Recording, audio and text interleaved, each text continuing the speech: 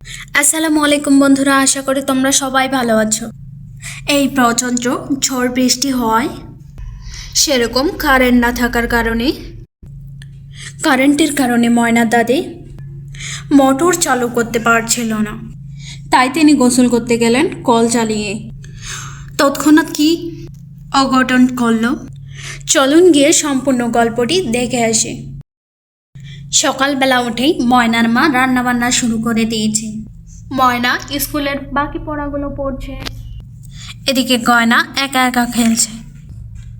সকালবেলা ঘুম থেকে উঠেই পড়তে বসছি, পড়া হয়ে গেছে। যাই, এবার স্কুলে যাওয়ার জন্য রেডি হইতে হবে, না হলে আবার দেরি হয়ে যাবে স্কুল যেতে।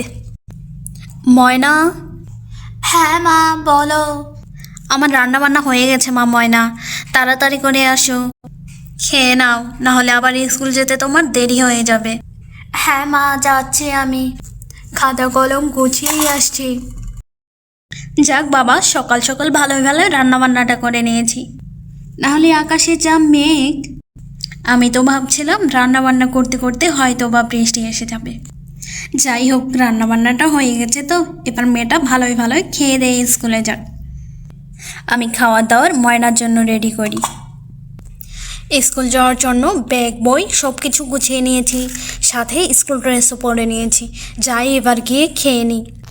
আকাশটা যা আবার মেঘলা, না জানি কখন আবার বৃষ্টি চলে আসে। যাই, আমি আগে খেয়ে নিই, তারপরে স্কুলে যেতে হবে।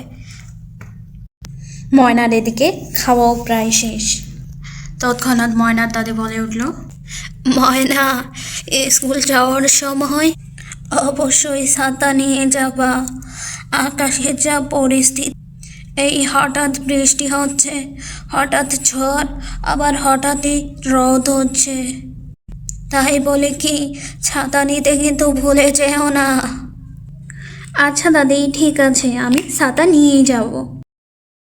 ময়নার খাওয়া দাওয়া শেষে সবাইকে বলে বেরিয়ে পড়ছে স্কুল যাওয়ার জন্য। মা দাদি, তোমরা সবাই থাকিও, আমি স্কুলে গেলাম। হ্যাঁ আপু, খুব তাড়াতাড়ি করে ফিরে এসিও, আর খুব ভালো করে যাইও। আচ্ছা গয়না, তুমিও ভালো করে বাসায় থাকিও। এই বলেই ময়না বাসা থেকে বেরিয়ে পড়ল। মা, ময়নার বাবা তো সেই ফসল খেতে কখনই গেছে, এখনও আসছে না। না জানি কি হয়েছে, ফসল খেতে হয়তো বা পানি জমে গেছে। আমিও একটু যাই, ঘুরে আসি এখান থেকে, দেখে আসি যে ময়নার বাবা কি করছে। আচ্ছা বৌমা, যাও, তাড়াতাড়ি করে ফিরে আসিও, আমি আবার গোসল করব। কারেন্ট তো নাই বাবা, না, টিউবওয়েল চালিয়ে গোসল করতে কিন্তু আমার খুব কষ্ট হবে বৌমা। তাড়াতাড়ি করে ফিরে আসিও, কলটা চাপে দিও, আমি একটু গোসল করব মা, তাড়াতাড়ি করে আসিও। আচ্ছা মা, ঠিক আছে, আমি তাড়াতাড়ি করেই চলে আসব, ফসল খেতে যদি কোনো সমস্যা না হয়। এই বলে ময়নার মা বেরিয়ে পড়ল। ময়নার বাবার কাছে যাওয়ার প্রায় 4-5 ঘন্টা হয়ে গেছে। ময়নার মা তো সেই কখনই গেছে, প্রায় তো 4-5 ঘন্টা হয়ে গেছে, এখনও আসছে না। দুপুর পেরিয়ে প্রায় বিকেল হতে চললো, আমি কখন গোসল করব? এদিকে তো কারেন্টও এখনও আসে নাই, কলও চালাইতে পারি না। এখন আমি কি করব? আমার তো বেশ একটা ভালোও লাগছে না। যাই, আমি দেখি। আগে গয়নাকে বলি তো, ও একটু কলটা চাপে দিতে পারবে নাকি? গয়না, আমাকে একটু কলটা চাপে দিতে পারবা? তাহলে খুব ভালো হয়। দাদি, আমি তো কল চাপতেই পারি না, কলটা কত উঁচু। দাঁড়াও, আমি তোমাকে দেখাচ্ছি। এই যে দেখো, আমি কলটা প্রায় থাওয়াই পাচ্ছি না। এই যে দাদি, দেখো, আমি কলটা থাওয়াই পাচ্ছি না, আর কলটা তোমাকে চাপে দেব কিভাবে? গয়না তো ঠিক কথাই বলছে, ও তো লাগালে পাচ্ছে না কলের হাতটা, আমাকেও কিভাবে কল চাপে দেবে। যাই, আমি গিয়ে নিজেই একটু চেষ্টা করি। এই বলে গয়নার দাদি কল চাপতে যেতে লাগলো। দেখি গয়না, আমি চাপতে পারছি কি না কলটা। আহ, কলটা তো মনে হচ্ছে শক্ত হয়ে গেছে, আমি তো চাপতেই পাচ্ছি না সেরকম একটা। আহ আহ, আমার তো লেগে গেল। আরে দাদি, কি হইলো তোমার? উঠো তুমি। তৎক্ষণাৎ চলে আসলো ময়না বাসায়। দাদি, কি হয়েছে তোমার? ওইখানে কি পড়ে গেছো তুমি? হ্যাঁ আপু, দাদি পড়ে গেছে, দাদি কল চাপতে গেছিল। ময়না এসেই দাদিকে তুলে মাথায় প্রচুর পানি ঢাললো।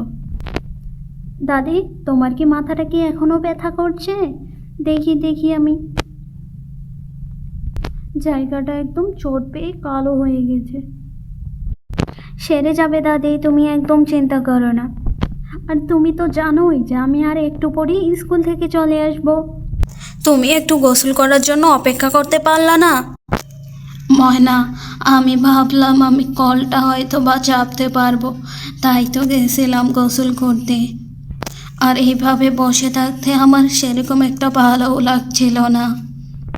এই যা উপরে একটু ব্যথা লেগেছে, ভিতরে তো কিছুই হয়নি। আমাকে একটু পানি জ্বালিয়ে দাও তো, আমি গোসল করি। এই শুনি ময়না পানি চালাতে লাগলো।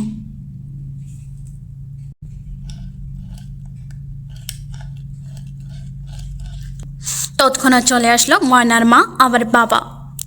আরে মা ময়না, তুমি স্কুল থেকে আসার পরে কাপড় চোপড় না খুলেই কেন পানি চালাতে লাগছো? ময়না তারপরে তার মাকে সব কিছু খুলে বলল। ময়নার মা সব কিছু শুনে বলল, সে কি হয়েছে? দেখি মা, দেখি আপনার কপালটা কি হয়েছে। সেরকম কিছুই হয়নি বৌমা, এই সামান্য যা একটু চোট পেয়েছে আর কি, কলের হাতাটা দিয়ে। তোমাদের জন্য আর কতক্ষণই বা অপেক্ষা করব? আর কারেন্ট তো সেই গেছে তো গেছেই, আসার কোনো নাম নেই। তা ঠিক বলেছেন মা, কারেন্টেও তো আসার কোনো নামই নেই। এইদিকে আমাদের তো সব ক্ষেত ফসল পানিতে থই থই করছে। আকাশটা তো এখনো ভালো হওয়ার কোনো লক্ষণ দেখছি না, এখনো যা মেঘ। কেন বৌমা, ক্ষেতগুলো কি হয়েছে? ফসলগুলো কি সেরকম একটা ভালো নেই? না মা, এখনো কোনো সমস্যা দেখা দেয়নি, কিন্তু 2-1 দিন যদি রোদ না ওঠে তাহলে ফসলগুলো নষ্ট হওয়ার যাওয়ার সম্ভাবনা আছে।